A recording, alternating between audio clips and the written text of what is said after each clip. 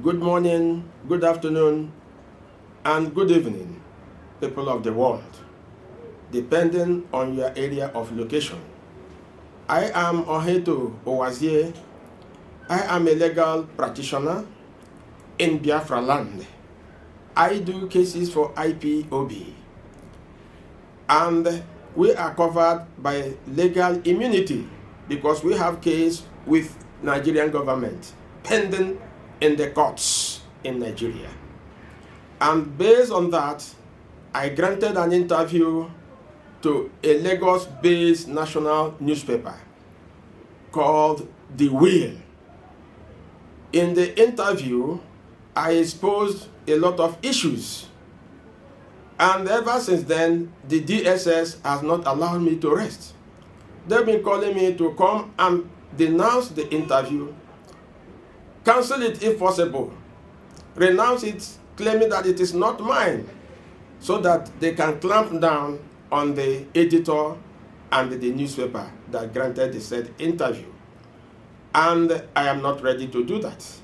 He in fact went as one Nuhu Muhammad of the DSS, even went further to tell me that at the end of the exercise, they are going to reward me handsomely. I said, I can't do, no, it's not possible. We are Biafrans. I belong to Nnamdi Kanu IPOB. We don't receive bribe. I won't. Then I kept on playing on him, and the deadline he gave me expired yesterday. I said I'm not coming to DSS office because I know very well if I go there, I will not come back alive. They will kill me because they said that I embarrassed the British government, I embarrassed the Nigerian government, I also embarrassed the governor of Imo State because I spoke the truth. Yes, he said I insulted the British government. And I'm here to stand on my words. What I said are life.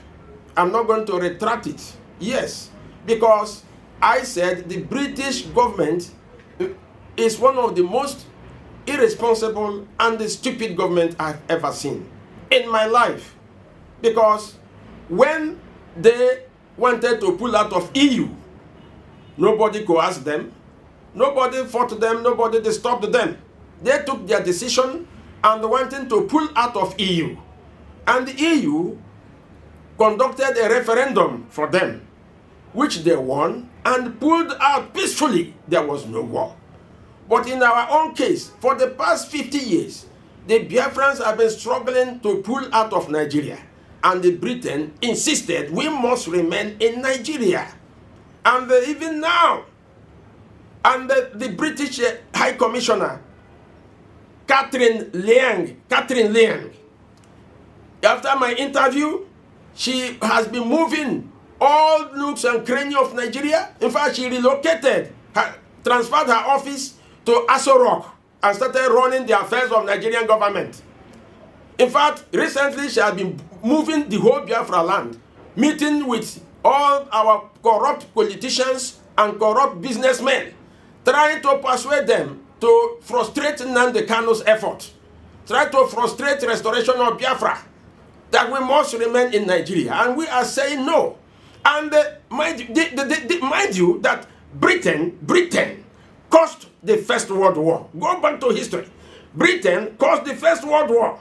And this Britain caused the Second World War. And this Britain wants to cause another Third World War in the Biafran case. And I'm appealing, crying to the world not to allow this. All democratic world should rise up. The conscience of the world should rise up against this evil that they want to perpetrate.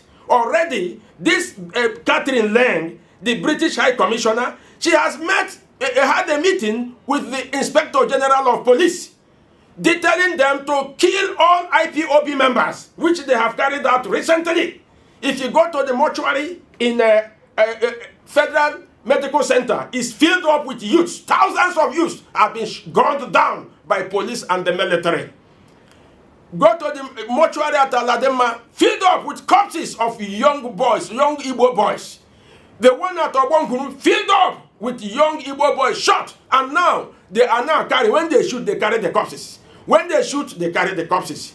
And you talk, they kill you. Nobody wants to say anything. Nobody wants to say anything. And they keep on shooting, killing. Even night, if they meet you in the night, you are gone. They meet you in a lonely place, you are gone. They meet you even in the market, but you see them shooting sporadically to intimidate, to cow us down, to drop the Biafran struggle. And we said no. Even as I'm giving this interview, don't be surprised they may get at me. I don't care, because already I'm a dead man. I see myself as a dead man, and that is why I'm granting this interview. I am calling on the world. I am calling on the world. I am calling on the American government, led by Joe Biden, to intervene in this case. I am calling on the Canadian government to intervene immediately. I am calling on the state of Israel, led by Netanyahu.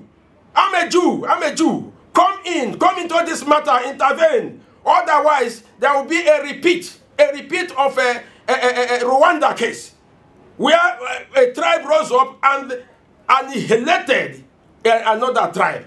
The Fulanis want to annihilate us. Honestly, I am calling on the world to come in. And not only this, they also accuse me that I insulted the Sultan of the Sokoto Caliphate. I didn't. Sokoto Osman Danfodio was a stranger in Nigeria. He's not a Nigerian ab initio.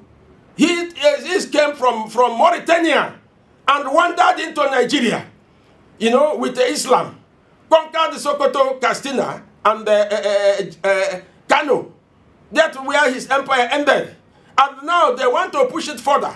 But the recent government of the cabal, the Sokoto cabal, they now went and they brought in their brothers from Mauritania, from Senegal, from Gambia, from